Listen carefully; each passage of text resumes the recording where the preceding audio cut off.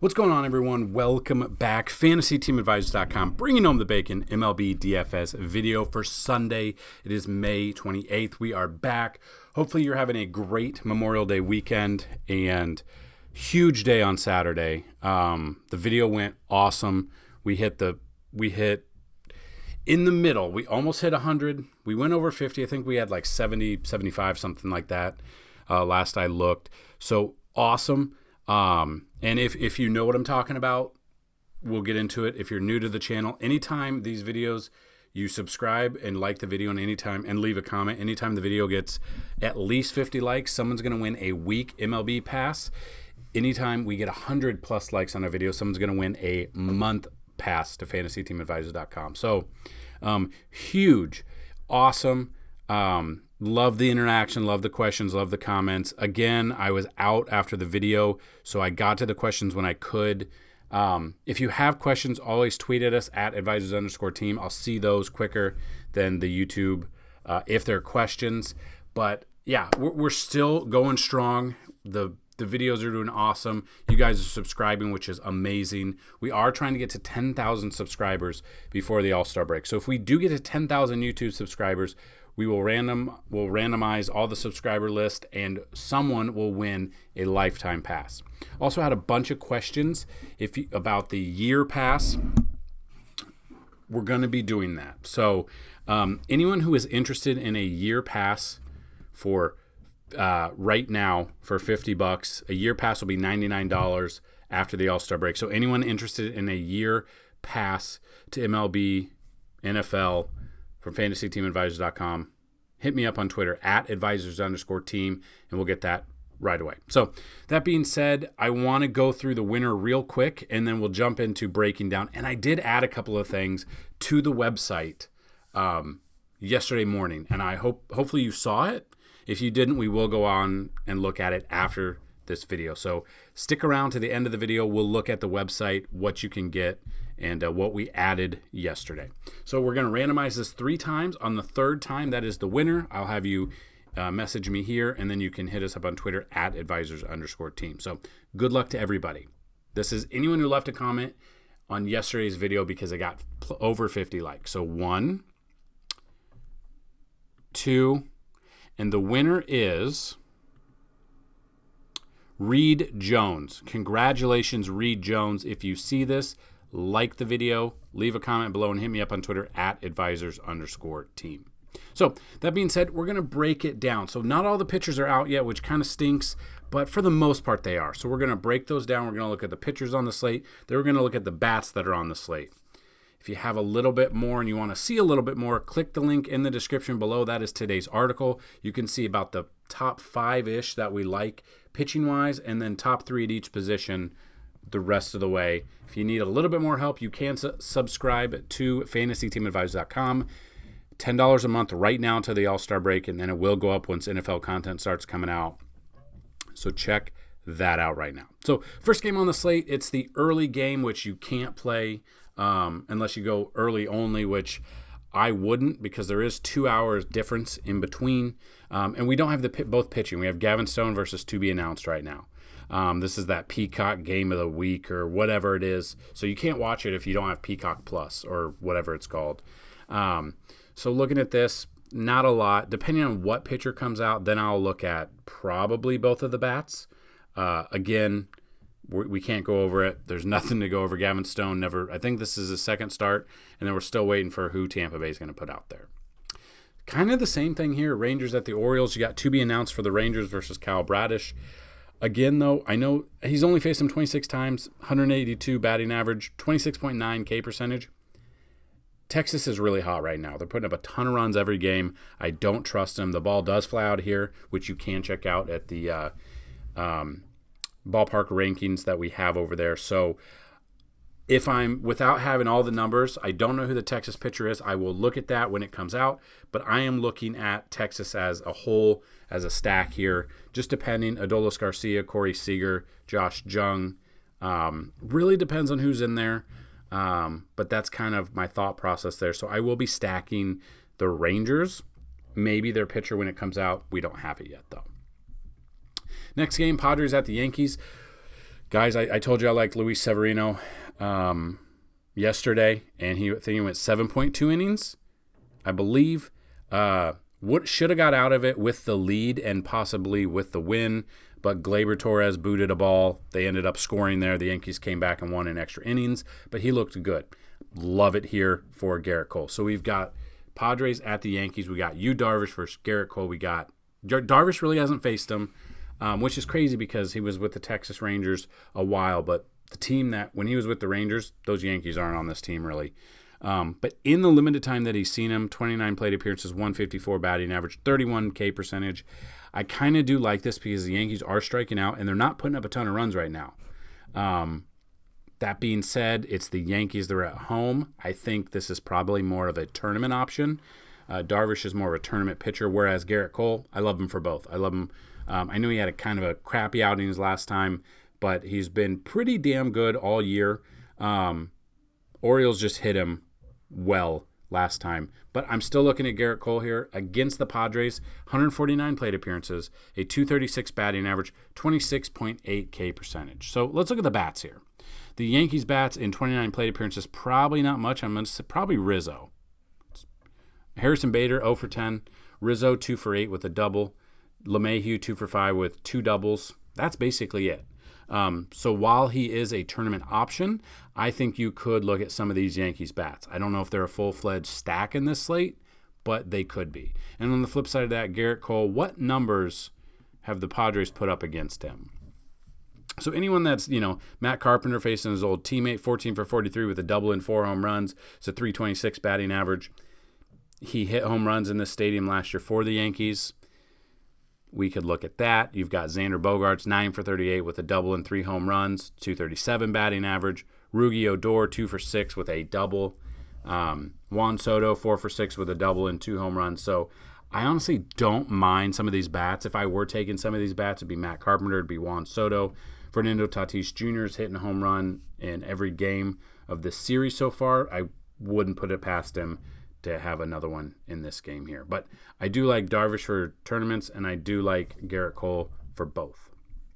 Cardinals at the Guardians is next. You got Jordan Montgomery versus Hunter Gaddis. Montgomery, 38 plate appearances, a 242 batting average, striking out 36.8% of those batters. Hunter Gaddis has never faced them before. Most of these numbers are going to be when he was with the Yankees. I would say probably almost all of them, depending on if there's a player that I can't think of that would have been somewhere else. Like Mike Zunino, 3 for 9. All 3 hits are home runs.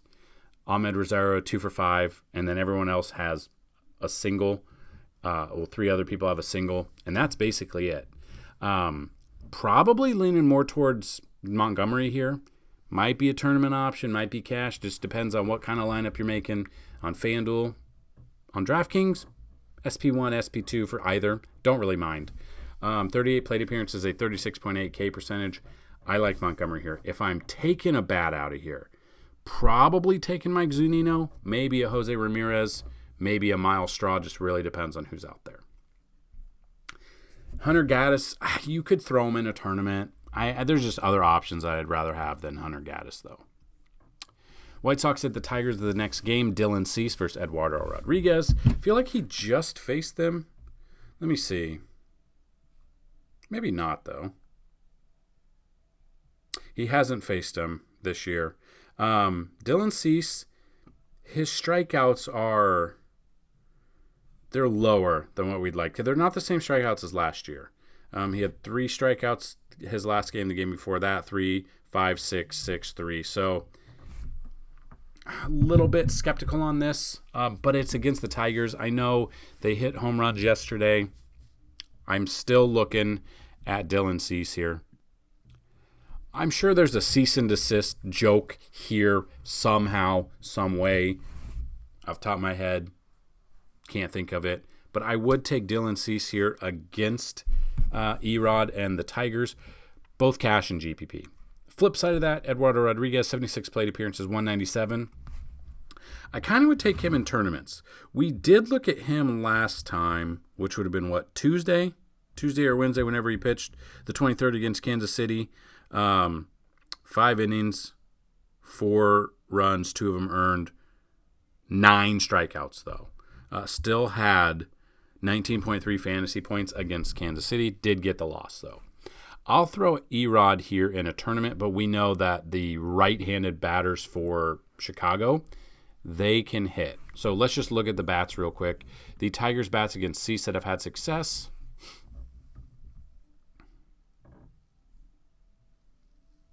Jonathan Scope, I don't know if I'd be using him, but he has 2 home runs against him at 320. Baez, 3 for 16 with a double and 2 home runs. Eric Haase, 3 for 10 with 2 doubles. Jake Rogers, 1 for 2 with a home run. So not a lot there. I do really like Cease. And then if we look at what batters have had success against Erod in the past, we've got Yoan Moncada, 5 for 16 with a double and a home run. Hanser Alberto, 4 for 14. Andrew Vaughn, 1 for 7. Brian Dahl, 1 for 6 with a double. Clint Frazier, 1 for 4. Forgot Clint Frazier was there.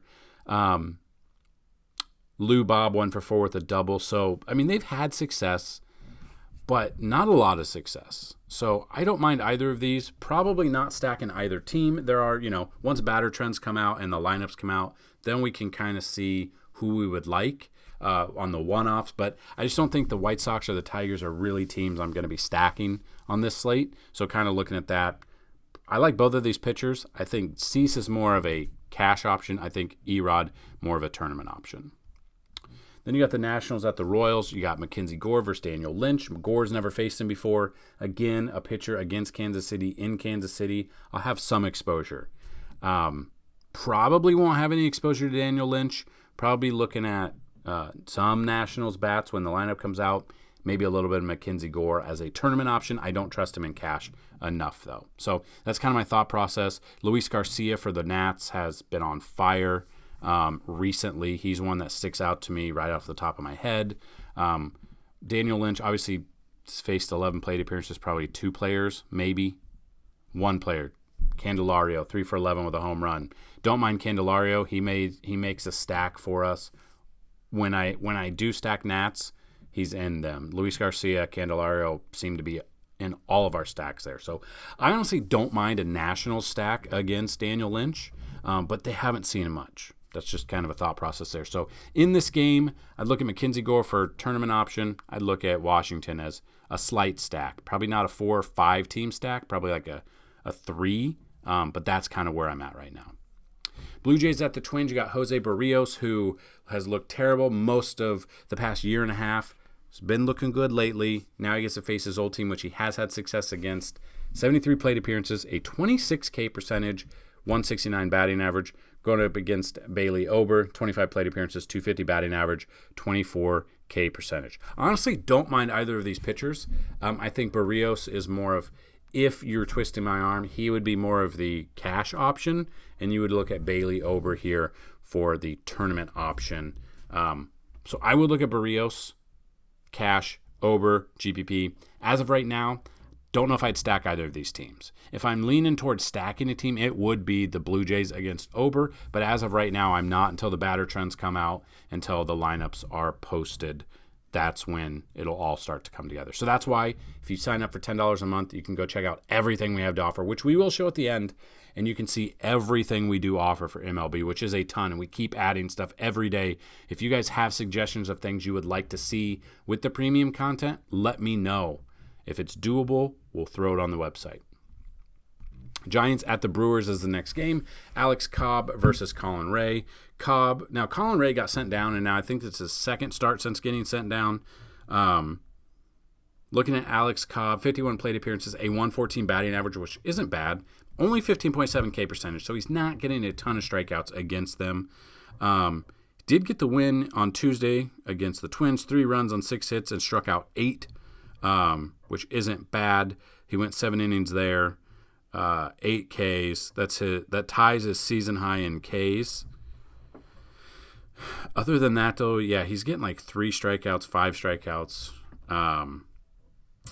Really depends. He's had some really good games and some really bad games. Hasn't faced Milwaukee this year, but he's had success against them. So I will have a little bit of Cobb on that, a little corn on the cob in this game. And then looking at Colin Ray, 523 against Houston, which I don't think we had exposure to him. He went 5.1 innings, 4 Ks, got the W against Houston, 6-0, and 19.8 fantasy points, which is his third highest of the year. Possibly we'll look at both of these pitchers in tournaments. Not trusting either of them in cash, though. And there's no real bats at the moment that stick out. We'll kind of look at the trends. Christian Yelich, maybe. Just seeing who's had success against Alex Cobb for the Brewers. That might shed a little bit of light on us. Rowdy Tellez is 0 for 9. Yelich is 1 for 11. Brian Anderson 1 for 7 with a home run. Bryce Turang 2 for 3. That's it. Not very many. I mean, they haven't really had success. The numbers up here because 667 and 333. Other than that, no one's really had success against them. So I will have exposure to both of these. And then Giants bats against Ray, who, I thought I'd see at least a little bit more being in the same division. Conforto 0 for 4. Lamont Wade Jr. 1 for 3, 1 for 3. Yeah. Brandon Crawford 1 for 2 with a home run. I don't like really either of these teams to stack. Maybe once the tournament or the lineups come out and we get a little bit more of a clearer picture of how the weather's going to do, the lineups and the batter trends, we can find some bats we like here. Off the top of my head, though, not really anybody. Kind of looking at both of these pitchers as tournament options.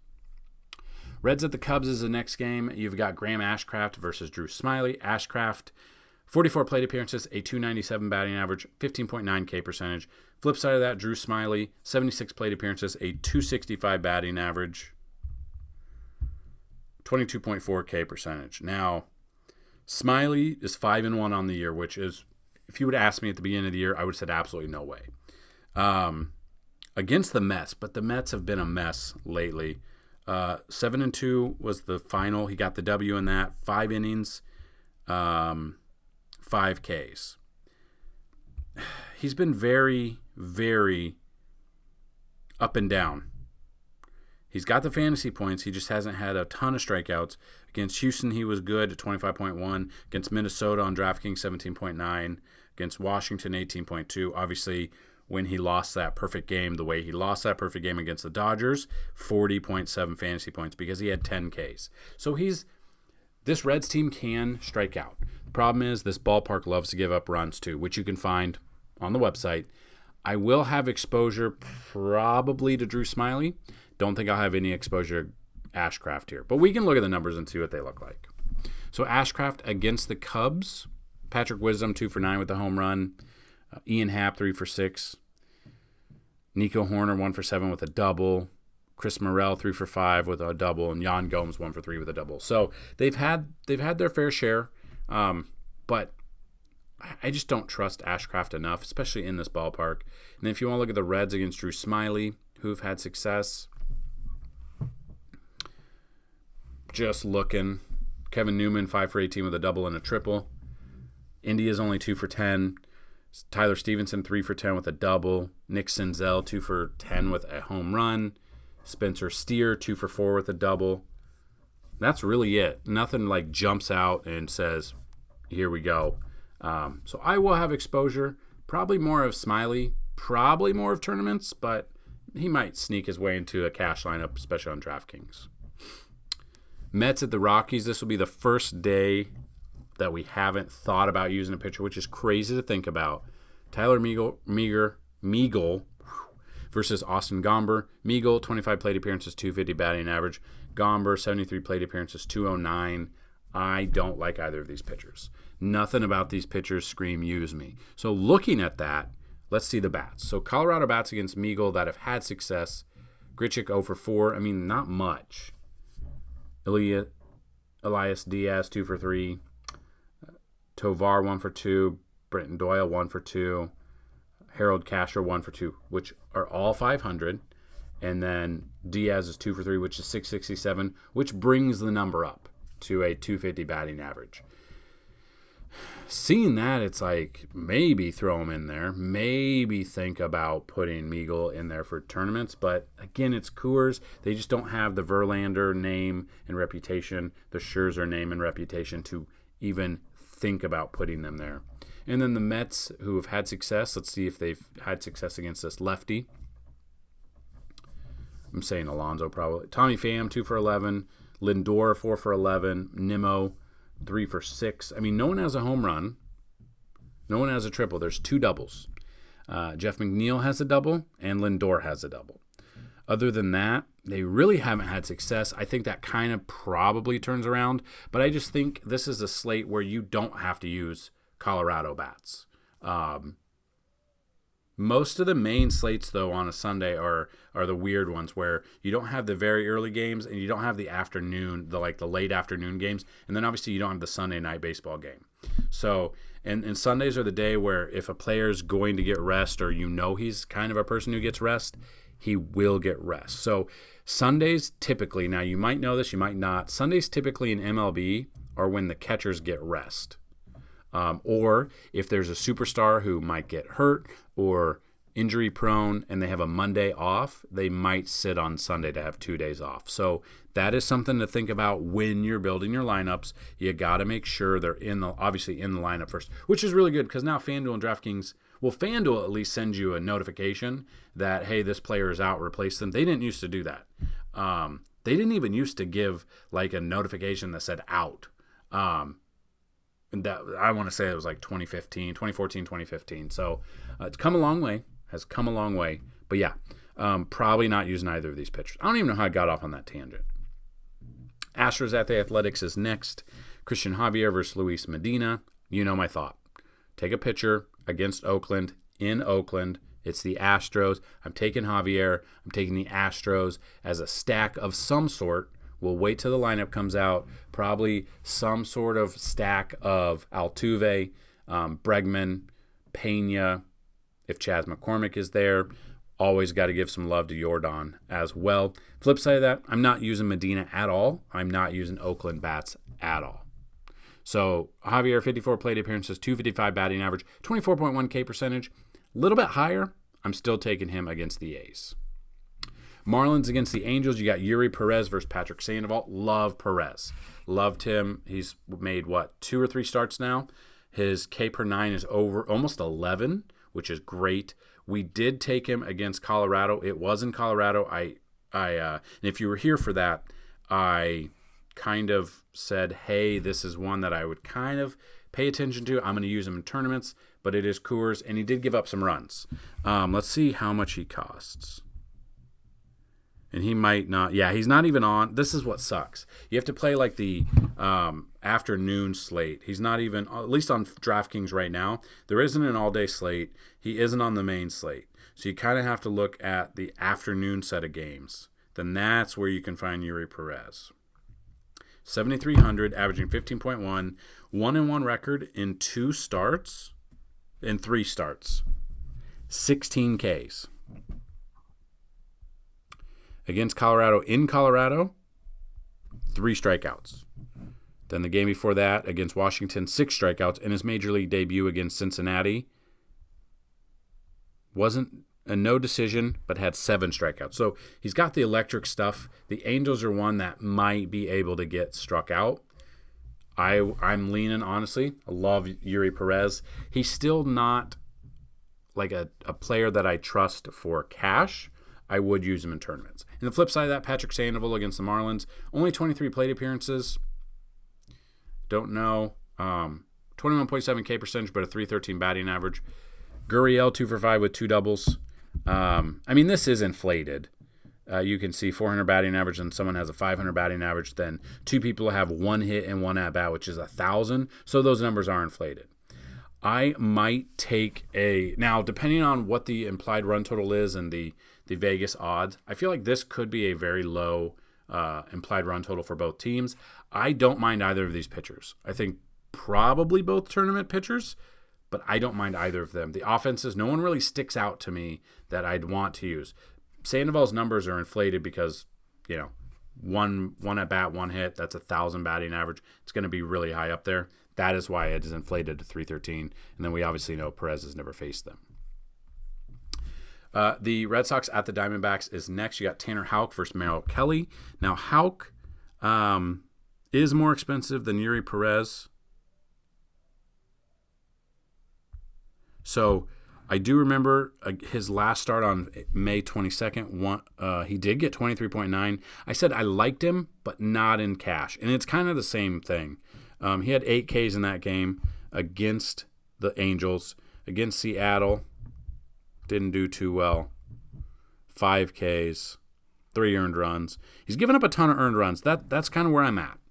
The game's not in Boston, but Arizona Chase Field gives up some runs as well. And Diamondback bats can hit. We saw that to start the season, whether or not they plateaued already, and now they're on the downward spiral. We'll see. Houck, I don't mind in tournaments. He's just not got the arm for a cash option. Went 6 innings last start, and he's only done that 2 other times. And Alex Cora had to give his vote of confidence or whatever, saying he will stick into the rotation, meaning there's been thought of maybe he's not a good starting rotation guy. Let's put him in the bullpen where he's been before. That is kind of my thought. I'll use him in a little bit. If I'm making like 20 or 30 lineups, Houck will be in 1 or 2. I just don't trust him enough. And then Merrill Kelly against Boston, 54 plate appearances, only 13K percentage, so a very low percentage, and a 321 batting average. So looking at that, what Boston bats have had success against Kelly? Justin Turner's 9 for 23 with 2 doubles. Obviously seen him a lot in LA against the Arizona Diamondbacks. So I do like Turner because he does have eligibility. Now, on one website I saw he was shortstop eligible, which I don't think that's true, right? Let's see. Yeah, that's not true. He is first base and third base eligible, though, at least on DraftKings. I'm not sure about FanDuel. Let's see. First base and then third base. Oh, I guess nope. I guess on DraftKings, Justin Turner is only first base eligible. So he makes a good option. Ramel Tapia, 7 for 15 with a double. Good there. Other than that, no one else has had success. So I will have some exposure to both of these pitchers. More so, it's going to be only tournaments because they're just not a cash option for me. Pittsburgh Pirates at the Mariners. You got Luis L. Ortiz versus Marco Gonzalez. Ortiz obviously has never faced him before. Let's see. Trying to see. Luis Ortiz, yeah. He's had 3 starts, I think. Yeah, 3 starts. His last one, he got the dub. 21.1 fantasy points against Texas. 4 strikeouts. Yeah, the most amount of strikeouts he's had. I do not trust him. Wouldn't take him against Marco Gonzalez and the Mariners. And then Gonzalez, 16 plate appearances, 18.8. I'll take him in tournaments. Again, this feels like a weird Sunday where you've got some pitchers that you feel confident about, but most of the pitchers you feel confident about are tournament options. So I'll look at Marco Gonzalez a little bit, but neither of these guys in cash, both in tournaments. And then the Phillies at the Braves, yet again, Sunday Night Baseball.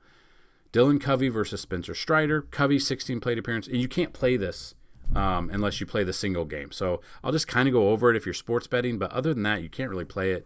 Covey versus Strider. Obviously, I'm taking Strider here, 62 plate appearances, almost a 40K percentage at 127 batting average. I'm not taking Covey here. I will be taking the Braves bats if I'm playing a single game where you play a captain, you play an MVP, whatever site you're on, which I kind of would look at Braves-wise. Matt Olson up there. Ozuna's been on fire. Acuna, and then build from there. So those are all of the games that are on this day. We've got all of them there. But I said if you stuck around, we would show you the website real quick. What did we add? So as you know, if you've seen us, we've added some esports and gaming, which we'll have more articles about. But MLB is what you're here for.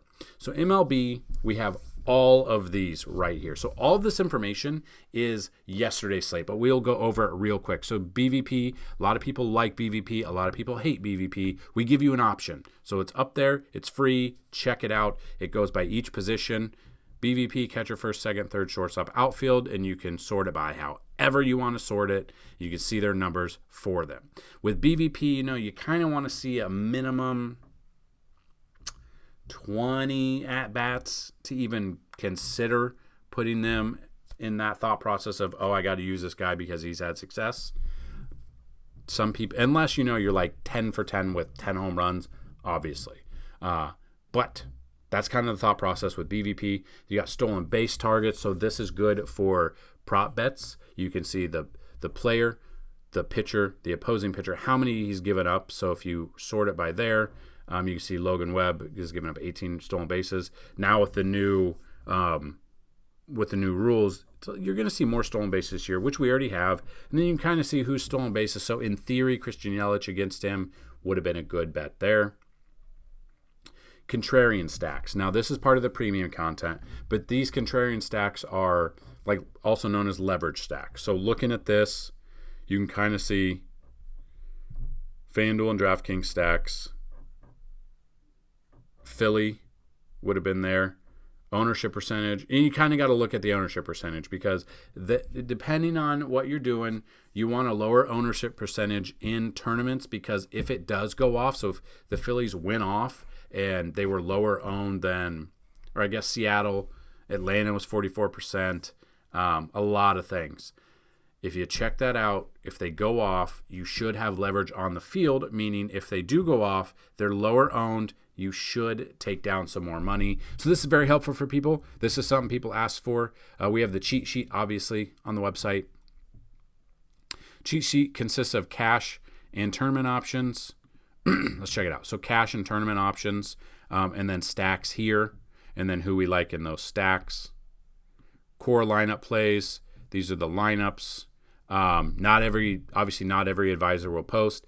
I put these out there. It's not just a copy paste. If I want to do just a copy paste lineup for you guys, I would just do what 99, I don't want to narc on anyone, but 99% of what people put out here is, hey, use these 4 plays, and then here's my lineup here. And I've seen some that are ridiculous. It's like $50 a month just for lineups.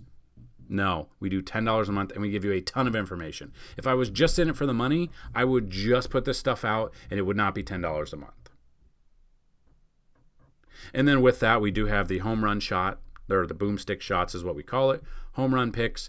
Each night, hopefully, we'll all have a pick here. This is how it's gone. Of course, I'm in dead last, but I will do better.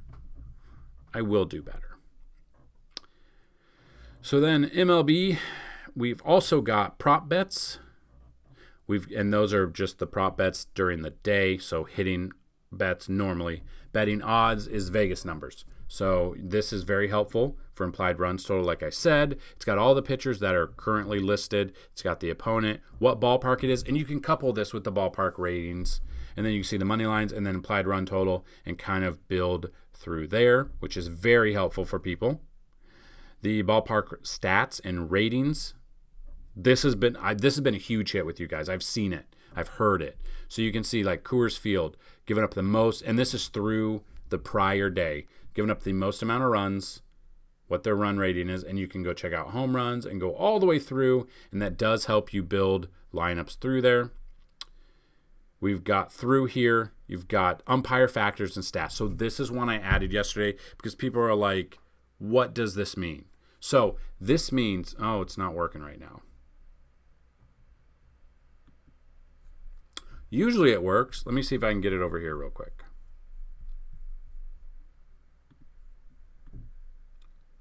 I don't know what's going on there.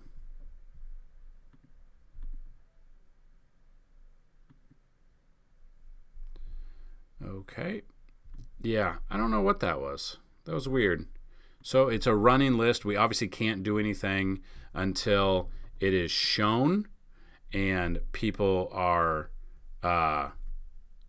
we kind of, and this is a weird one because it's not like you can just go to lineups.com and find certain things. So looking at this, these are the umpires. These are the current the games that they have in their career. You've got the K percentage, the walk, and stuff like that. And then the boosts on the side are with Chad Fairchild, for instance.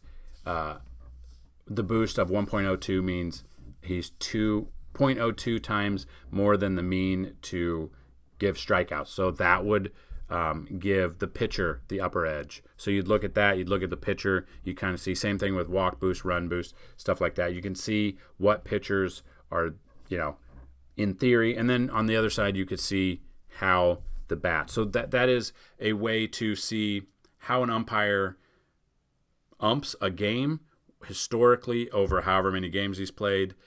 That's kind of where you see. So that is something, I don't know if it's useful for you guys, but that is something we added to the website. So I got to figure out why that's not working. I think it's because I changed this down here and it messes it up. So I'll have to reload that into the website. That'll be reloaded by the time you watch this video. Other ones, optimal stacks, we've gone through that. And then batter trends, just the batter trends for the day of like Aaron Judge against a right-handed pitcher, his last 50 at-bats, 100 at-bats, 150 at-bats. And the two categories that I would look at the most on that would be weighted on base percentage or weighted on base average and ISO power to build. That would be how I pick my bats as well, along with, Vegas odds and stuff like that. So a ton of information for you guys. Hopefully you find this video helpful. If you like it, hit that like button, hit that subscribe button. Again, 50 likes on this video, we're going to give away a week pass. 1 week to MLB DFS. 100 likes to this video, we're going to give a month pass to one lucky person. We'll do it every single day. So you can leave a comment every day. Multiple people have won multiple times. So you can check that out. If these videos get 150 likes, 200 likes, we'll come up with something else. If a video gets 200 likes, I would give away a season, the rest of the MLB season. So just a thought process. These videos get a lot of views. If every person that viewed it hit the like button, we would easily hit the 200. So if videos get 200 likes, we will give away an MLB pass. So any video at all. So questions, comments, concerns, get them down below. We'll try to answer them for you. Good luck on this slate, everybody. It's a great Sunday. Most of us hopefully have Monday off. Be safe, be happy, be healthy. Most importantly, let's bring home some bacon. Peace.